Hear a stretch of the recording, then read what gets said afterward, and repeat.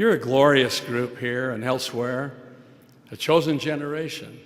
Son un grupo glorioso, sí, una generación escogida, reunidos tanto aquí, en el centro Marriott de la Universidad Brigham Young, como en otros diversos lugares.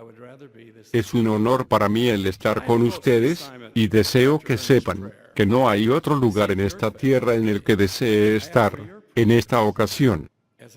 Abordo esta asignación, después de una ferviente oración individual. Pido de su fe, y de sus oraciones. Al mirarlos reunidos aquí, y considerar a los que están reunidos en otros lugares, pienso en sus padres. Por muchos años, casi cada semana tenía el privilegio de asistir a las conferencias de estaca, y de quedarme en la casa de un presidente de estaca, o en la de uno de sus consejeros. Algunas veces, sucedían cosas interesantes. Había ocasiones en las que un hermano, o hermana pequeño, sin saber que papá o mamá habían cedido su cuarto, y su cama a una autoridad general, sigilosamente entraban al cuarto, en la madrugada y pensaban que se subían a la cama, con la mamá o el papá, solo para sorprenderse, confundirse y descubrir que ese no era el caso. Hace muchos años, al visitar la estaca de Indianápolis, recuerdo como el presidente Lowe, quien trabajaba en la Universidad Purdue, me dijo: hermano Monson, ¿le gustaría venir a mi casa y quedarse con nosotros el sábado por la tarde, o preferiría no manejar los 64 kilómetros y quedarse en Indianápolis con mi consejero? Le respondí: bueno, presidente, ya es tarde y si le da igual, me quedaré aquí con su consejero, en Indianápolis. A la mañana siguiente, el presidente Lowe me saludó a las 8 y me dijo: hermano Monson, tomó una decisión inspirada. Le pregunté: ¿a qué se refiere? Bueno, contestó, tenemos un hijo que estudia en la universidad, y que no vive en casa, y anticipábamos, por supuesto, que usted ocuparía nuestro cuarto el sábado por la noche. Sin embargo, sin saberlo y de forma inesperada, nuestro hijo regresó a casa, de la escuela a las 2 de la mañana, se metió por la puerta principal, subió las escaleras a nuestro cuarto, prendió las luces y gritó. Sorpresa. Si me hubiera quedado en esa ocasión con el presidente de estaca, no estoy seguro de quién se hubiera sorprendido más, su hijo estudiante, o yo. Creo que fue bueno que no lo averiguáramos. Bueno, mis queridos amigos, les aguarda una vida emocionante. Quizás no sean un Juan Gaboto, navegando el mar con orden del rey de descubrir nuevas tierras, ni sean un James Cook, al cual sus viajes de descubrimiento lo llevaron a lugares lejanos con nombres extraños. Pero ustedes pueden ser exploradores en espíritu, con la orden de mejorar este mundo, descubriendo maneras de superar la forma de vivir, y de hacer las cosas. El espíritu para explorar, ya sea la superficie de la Tierra, el vasto espacio, o los principios de una buena vida, comprende la capacidad de enfrentar los problemas con valor, la desilusión con alegría, y el triunfo con humildad. Muchos de ustedes conocen la obra musical, El violinista en el tejado, la cual es una de mis favoritas. Uno se ríe al observar cómo el padre anticuado de una familia judía, en Rusia, trata de hacer frente a los cambios de la época, que ocurren forzosamente en su hogar, por medio de sus bellas hijas. Con ilusión ellas cantan la casamentera. Tevye, el padre, responde con la canción, Si yo fuera rico. Los espectadores derraman lágrimas al escuchar el bello son de amanecer, atardecer, y aprecian el amor que Tevye siente por su pueblo natal, cuando el elenco canta Anatevka. La alegría del baile, el ritmo de la música, la excelencia de la actuación, se unen trascendentalmente, cuando Tevye habla de lo que, en mi opinión, es el tema principal de la obra musical. Él reúne a sus amadas hijas a su lado, y en el sencillo entorno campesino, les da consejos al meditar en cuanto al futuro. Recuerden, les advierte Tevye, en Anatevka sabemos quiénes somos y los que Dios espera a que lleguemos a ser. Como santos de los últimos días, sabemos quiénes somos y lo que Dios espera que lleguemos a ser. Escuchen la verdad que se nos enseña en el primer libro de Moisés, conocido como Génesis. Dijo Dios: hagamos al hombre a nuestra imagen, conforme a nuestra semejanza. Y creó Dios al hombre a su imagen, a imagen de Dios lo creó, varón y hembra los creó. Y los bendijo Dios. Creados a la imagen de Dios. No podemos tener esta convicción sincera sin experimentar un profundo sentido de fortaleza y poder. Como santos de los últimos días, sabemos que vivíamos antes de venir al mundo, y que la vida terrenal es un período de probación, donde tenemos la oportunidad de demostrar la obediencia a los mandamientos de Dios, y así ser dignos de la gloria celestial. Sí, sabemos quiénes somos, y lo que Dios espera que lleguemos a ser. Sin embargo, tal conocimiento no nos asegura el éxito para alcanzar nuestra meta de la vida eterna. Durante los últimos 50 años, ha habido una decadencia gradual, pero continua en múltiples facetas de la vida, por todo el mundo. Notamos la ausencia de la moralidad en las relaciones humanas, la falta de sensibilidad humana en la ciencia, la escasez de carácter en el conocimiento, la carencia de la ética en los negocios, el poco sacrificio en la adoración, la falta de conciencia en el placer, la necesidad de principios en la política, y la carencia de trabajo para conseguir riquezas. Quizá el renombrado autor, Charles Dickens, describe mejor nuestra época, cuando él habló de un periodo, hace más de 2 siglos. Su obra clásica, Historia de 2 ciudades, comienza. Era el mejor de los tiempos, era el peor de los tiempos, la edad de la sabiduría, y también de la locura, la época de las creencias, y de la incredulidad, la era de la luz, y de las tinieblas, la primavera da la esperanza, y el invierno de la desesperación. Todo lo poseíamos, pero no teníamos nada. Este es el mundo de ustedes.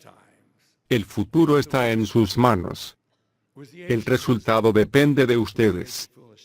El camino a la exaltación no es una autopista que ofrece visibilidad ilimitada, velocidad sin límite, o destrezas que no han sido probadas, sino más bien se conoce por sus vastas bifurcaciones y vueltas, curvas muy cerradas, y límites de velocidad impuestos.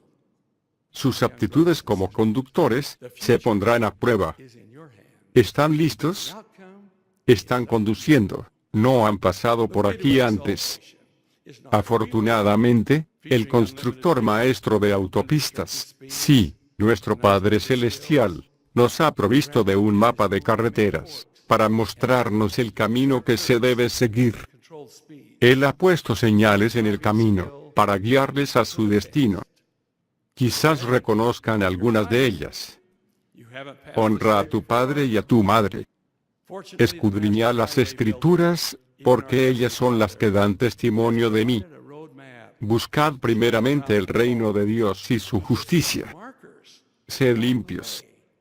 El adversario también ha puesto señales en el camino, para frustrar el progreso de ustedes, y para apartarlos del camino de la verdad, y desviarlos al pecado. Todos sus desvíos conducen a un callejón sin salida. ¿Se han dado cuenta de sus señales? Solo una vez no importará, pero no lastima a nadie, sino solamente a mí. Mi amor es mío para dar, mi vida es mía para vivirla.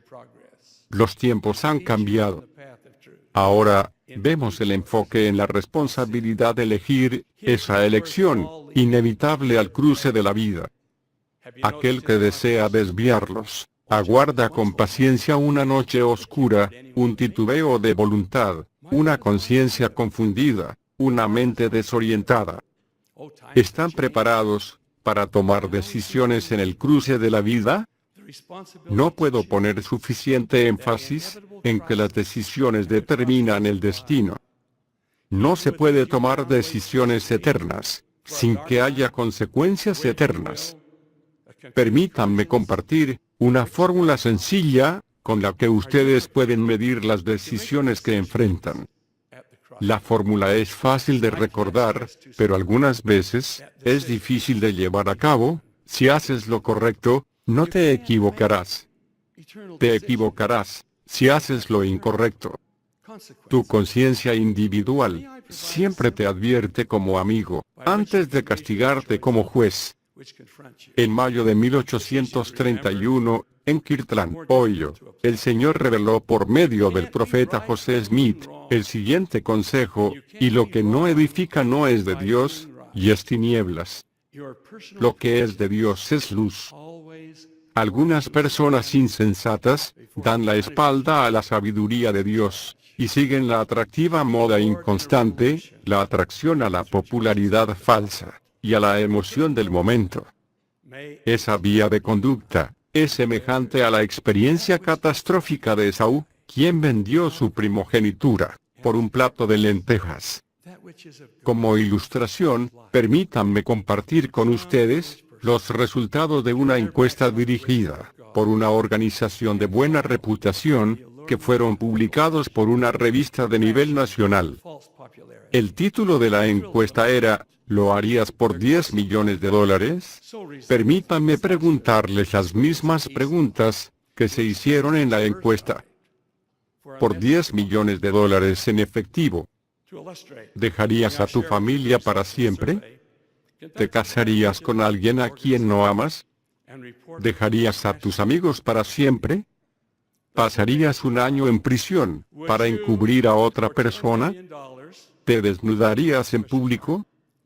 ¿Aceptarías un trabajo peligroso, donde tuvieras una probabilidad entre 10 de morir? ¿Te convertirías en un mendigo por un año? De las personas que participaron en la encuesta, el 1% dejaría a su familia, el 10% se casaría sin amor, el 11% dejaría a sus amigos, el 12% se desnudaría en público, el 13% pasaría un año en la cárcel, el 14% aceptaría un trabajo peligroso, y el 21% mendigaría por un año. Cuando es el dinero, y no la moralidad, lo que dicta nuestras acciones personales, nos alejamos de Dios. El alejarse de Dios resulta en convenios quebrantados, sueños perdidos, ambiciones esfumadas, expectativas insatisfechas, esperanzas frustradas, y vidas arruinadas. Les suplico que eviten la trampa de las arenas movedizas. Ustedes son de una descendencia noble. La vida eterna, en el reino del Padre es su meta, y no llegarán a tal meta en un solo intento glorioso, sino que será el resultado de una vida dedicada a la rectitud, una acumulación de sabias decisiones, incluso una constancia de propósito. Al igual que el logro de una calificación alta en un curso obligatorio y difícil de la universidad, la recompensa de la vida eterna requiere del esfuerzo. Hay una fábula en cuanto a Euclides, el faraón y la geometría. Se cuenta que Faraón, asombrado por algunas de las explicaciones y demostraciones de Euclides, tuvo el deseo de aprender geometría, y Euclides le enseñó. Al estudiar por un breve periodo, el faraón hizo llamar a Euclides, y le dijo que el proceso era demasiado lento para él. Él era faraón, y debía de haber un atajo más corto. No deseaba utilizar todo su tiempo aprendiendo geometría, y fue entonces cuando Euclides expresó una gran verdad. Le dijo a su majestad: no hay un atajo real para la geometría. Mis queridos amigos, no existe un atajo real para la salvación y la exaltación. No hay un camino real para el éxito sin ningún empeño. La calificación más alta es el resultado de cada tema, de cada prueba, de cada clase, de cada examen, de cada trabajo final. Por lo tanto, cada oración del corazón, cada asistencia a las reuniones de la iglesia, cada amigo digno, Cada decisión recta, cada acto de servicio, todo eso lleva a la meta de la vida eterna. Hace algunos meses, mientras regresaba de una asignación en Alemania, miré por la ventanilla del avión, y me maravillé al contemplar las estrellas que el piloto estaba utilizando para trazar nuestro curso. Mis pensamientos yacían con ustedes, y con la oportunidad que se me daba de estar con ustedes esta noche. Medité en la verdad del refrán: los ideales son como las estrellas, no triunfarás si deseas tocarlas con tus manos. Pero, si las escoges como tus guías, y las sigues, alcanzarás tu destino. ¿Qué ideales, al seguirlos, les traerán aquellas bendiciones que tanto buscan, aún una conciencia tranquila, un corazón lleno de paz, una familia amorosa, y una familia satisfecha? Permítanme proponer estas 3 sugerencias. 1. Escojan a sus amigos con cautela. 2. Planeen su futuro con un propósito. 3. Enmarquen su vida con fe. Primero, escojan a sus amigos con cautela. En una encuesta realizada en determinados barrios y estacas de la iglesia, aprendimos algo de gran significado. Las personas que tienen amigos que se casaron en el templo, normalmente se casan en el templo, mientras que los que tienen amigos que no se casaron en el templo, por lo general no se casan en el templo. La influencia de los amigos parece ser más dominante que las exhortaciones de los padres, y que las enseñanzas en clase, o la cercanía al templo. Tenemos la tendencia de llegar a ser como las personas a quienes admiramos. Tal como el clásico de Nathaniel Hawthorne, la gran cara de piedra, imitamos los gestos, la actitud, incluso la conducta de los que admiramos, y casi siempre estos son nuestros amigos. Asóciense con los que, al igual que ustedes, tienen planes más allá de lo temporal, no de metas superficiales, ni de vanas ambiciones, sino más bien, de esas cosas que son más importantes, incluso objetivos eternos. En la pared este, de la institución Stanford University, está inscrita esta verdad: todo lo que no sea eterno, es demasiado breve, y todo lo que no sea infinito, es demasiado pequeño. Más allá de su círculo de amigos terrenales, les exhorto a hacerse amigos de su Padre Celestial. Él está siempre dispuesto para contestar la oración de su corazón. Por ser el Padre de sus espíritus, al haberlos creado a su imagen y semejanza, conociendo el fin desde el principio, su sabiduría no fallará, y su consejo es siempre verdadero. Háganse amigos de Él. Existe otra persona importante, de la que ustedes se deben hacer amigos. Se trata del obispo de su barrio. Ha sido llamado por Dios, por profecía, y la imposición de manos, por aquellos que tienen la autoridad. Él tiene la autorización de los cielos, para darles consejo y guía. Háganse amigos de Él. Recuerdo muy bien los retos a los que se enfrentó la juventud del barrio, que una vez yo presidía como obispo. Una tarde una jovencita vino a mi oficina, con su novio para hablar de algunas cosas. Los dos estaban muy enamorados, y la tentación estaba empezando a ejercer una gran influencia en ellos. Después de haberlo deliberado, cada uno de ellos hizo una promesa al otro de resistir la tentación, y de recordar que lo más importante es el matrimonio en el templo. Sugerí un plan de acción, y luego me sentí compelido a decirles: si se encuentran en una situación difícil, y necesitan fortaleza adicional, llámenme, no importa la hora. Un día, a la 1 de la madrugada, sonó el teléfono y una voz dijo: obispo, le habla Susan. ¿Recuerda que me dijo que lo llamara si me sentía tentada? Bueno, estoy en esa situación. Le pregunté dónde estaba, y ella me describió un conocido estacionamiento del Valle del Lago Salado. Su prometido y ella habían ido hasta una cercana cabina telefónica para llamarme. El lugar no era propicio para darles consejo, pero la necesidad era grande, y la pareja estaba dispuesta a escuchar. No les mencionaré la frecuencia con la que llamó Susan, sin embargo, cuando el cartero nos trajo a casa la invitación del matrimonio de ella, la hermana Monson leyó: el señor y señora Jones les invitan cordialmente a la recepción de bodas de su hija. Susan dio un suspiro, gracias al cielo. Cuando me di cuenta de que en la parte inferior de la tarjeta decía, casados en el templo de Salt Lake, me dije en silencio, gracias al cielo, por la fortaleza de los jóvenes santos de los últimos días. Segundo, planeen su futuro con un propósito. El gran Thomas Carlyle dijo, un hombre sin un propósito es como un barco sin timón, un desamparado, un nada, un don nadie. Tener un propósito en la vida le da tanta fuerza a tu mente y a tus músculos, como el propósito que Dios tiene para ti.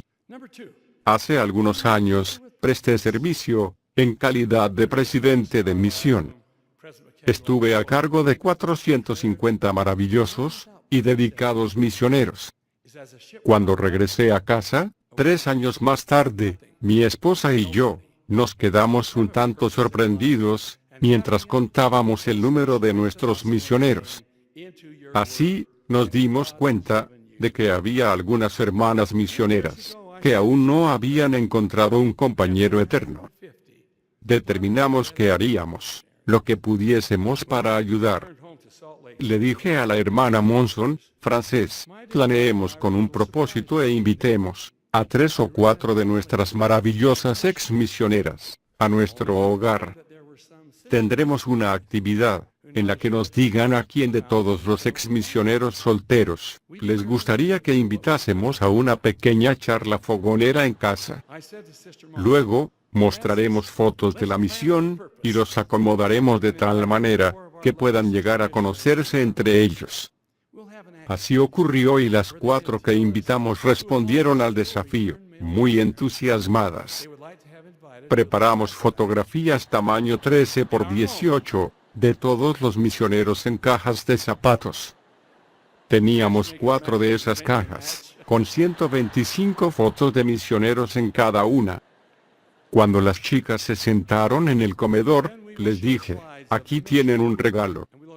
Cada una de ustedes mire su caja de fotos, y díganme cuál de todas las fotos es la foto del joven que más le gustaría invitar a la charla fogonera. En realidad, esa fue una escena muy interesante. Creo que la única forma de describirla adecuadamente es con la pregunta, ¿han observado a un niño en la mañana de Navidad? Seguimos adelante con los planes, e invitamos a los 4 jóvenes seleccionados a que se reunieran con estas jóvenes damas en casa y tuvimos una maravillosa tarde. Al final, me fijé en una pareja que caminaba lentamente al salir de casa, y le dije a la hermana Monson, parece prometedor. Caminaban muy juntitos. No tardé mucho en recibir una llamada de ese joven. Dijo, presidente Monson, ¿se acuerda que le dije que si alguna vez me enamoraba, se lo diría? Dije, sí, señor. Continuó diciendo, presidente, me he enamorado. Le contesté, ¿de quién? Él me dijo, nunca lo podrá adivinar. Fui discreto, no lo adiviné. Le dije, dime. Y me dio el nombre de la hermana misionera, con la que caminó lado a lado, y tomados de la mano al salir de nuestra fiesta esa noche. Ya llevan 42 años de casados, y tienen 5 hijos y varios nietos. Algunos de ustedes, que me escuchan, están casados, otros aún buscan a esa persona especial, con quien desearían compartir la eternidad.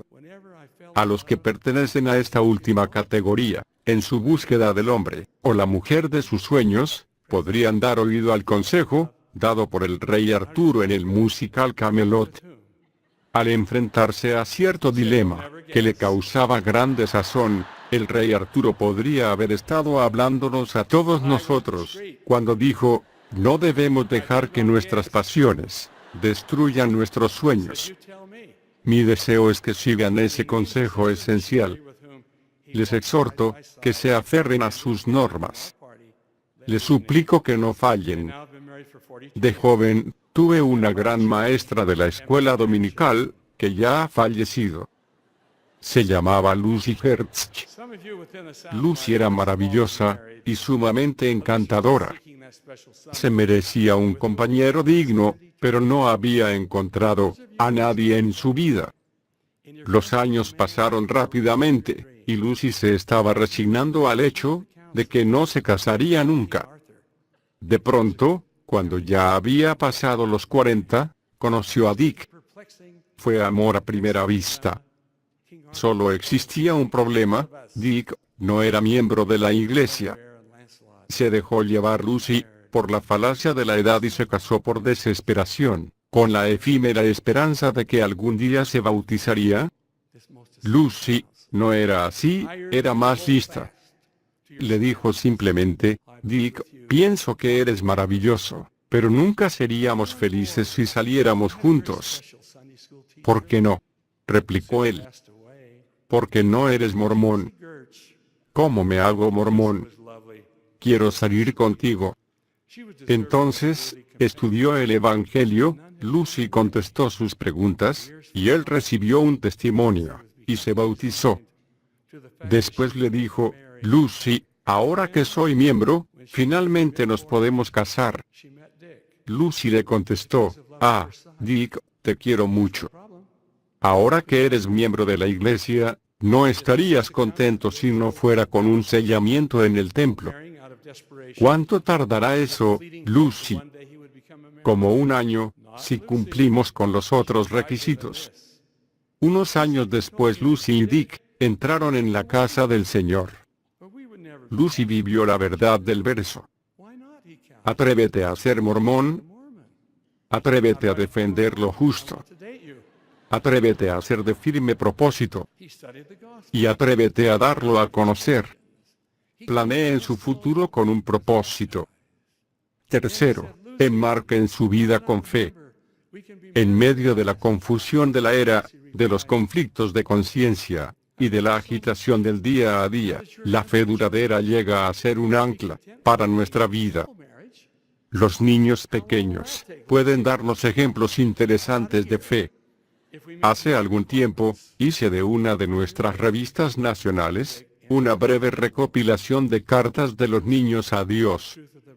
Las encontré de lo más interesante. El pequeño Mark escribió: Querido Dios, sigo esperando que llegue la primavera, pero no ha llegado todavía. ¿Qué pasa? No te olvides. Otro niño escribió: Querido Dios, si tú creaste la regla de que los niños pequeños saquen la basura, por favor cámbiala. La pequeña Mickey escribió: Querido Dios, si me ves en la iglesia el domingo, te mostraré mis zapatos nuevos. Jeff escribió: Querido Dios, es fabulosa la manera en que siempre haces que las estrellas estén en el lugar correcto. ¿Por qué no puedes hacer eso con la luna? Joyce escribió: Querido Dios, te doy gracias por mi nuevo hermanito, pero por lo que oré fue por un perrito. La que más me gusta es la de Mateo: Querido Dios, leí tu libro y me gusta. Luego preguntó: algún día me gustaría escribir un libro con historias de ese tipo. ¿De dónde sacas las ideas? Saludos. Spencer escribió a los padres de ella, y les pidió si ella podría volver a vivir con ellos, mientras él preparaba una casa para ella en el oeste. Su respuesta fue: deja que renuncie a su fe degradante, y ella podrá volver, pero no antes. La hermana Spencer no renunció a su fe. Cuando se le leyó la carta de sus padres, le pidió a su esposo que trajera la Biblia de él, y le leyera del libro de Ruth. No me ruegues que te deje, y me aparte de ti, porque a la verdadera fe necesita resolución, y la clase de resolución que se necesita es la misma que presenta una estudiante universitaria de 21 años, que manifestó. Nuestra generación ha sido expuesta, a través de todos los medios de comunicación, a temores grandes y pequeños. La pequeña amenaza de no encontrar a una pareja, si uno no usa cierto enjuague bucal, o el temor de no ser aceptado, si uno no se entrega a un bajo comportamiento moral, porque es la naturaleza de la bestia. Muchos de nosotros aceptamos las premisas de que no se puede luchar contra la corriente, vive una vida plena ahora, porque mañana seremos destruidos por una guerra nuclear, o alguna otra catástrofe. Soy lo suficientemente tradicional para creer en Dios, para creer en la dignidad y el potencial de su creación, el ser humano, y soy lo suficientemente realista, no idealista, para saber que no estoy sola al sentirme así. Algunos dicen que, a diferencia de otras generaciones, no tenemos una misión en la vida, que se nos ha dado todo. No se nos ha mimado, sino que se nos ha empobrecido espiritualmente. No deseo vivir en la pobreza, de la abundancia y no puedo vivir sola. Recuerden que la fe y la duda no pueden existir en la misma mente al mismo tiempo, porque la una disipará la otra. Sean firmes en su fe. Recuerdo leer un relato sobre la esposa de uno de nuestros primeros pioneros. Se llamaba Catherine Curtis Spencer. Su esposo, Orson Spencer, era un hombre sensible y muy educado. Ella se crió en Boston y era culta y refinada. Orson y ella tuvieron 6 hijos. Después de dejar Nauvoo, su delicada salud se deterioró debido a las inclemencias del tiempo y las dificultades del camino. El elder: donde quiera que tú fueres, iré yo, y donde quiera que vivieres, viviré. Tu pueblo será mi pueblo, y tu Dios mi Dios. Afuera la tormenta rugía, las lonas del carromato goteaban, y los amigos sostenían recipientes sobre la cabeza de la hermana Spencer, para mantenerla seca. En estas condiciones y sin que saliera de su boca una queja, cerró sus ojos por última vez. Aunque no tengamos que perder nuestras vidas en el servicio de nuestro Dios, sin duda podemos demostrar nuestro amor por Él, en cómo lo servimos. Él, quien escucha nuestras oraciones silenciosas, Él, quien observa nuestros actos no anunciados, nos recompensará abiertamente, cuando sea necesario. Si la duda llegara a su puerta, solo díganles a esos pensamientos escépticos, inquietantes y rebeldes: me propongo permanecer con mi fe, con la fe de mi gente. Sé que allí encontraré felicidad y satisfacción, y prohíbo que los pensamientos agnósticos y de duda destruyan la casa de mi fe. Reconozco que no puedo explicar los milagros de la Biblia y ni siquiera lo intentaré, pero acepto la palabra de Dios. No estuve con José, pero le creo. La fe no me llegó por medio de la ciencia, y no permitiré que la así llamada ciencia la destruya. Cuando cambie de opinión acerca de Dios y de su obra, será solo la inspiración de Dios la que la cambie. Enmarquen su vida con fe.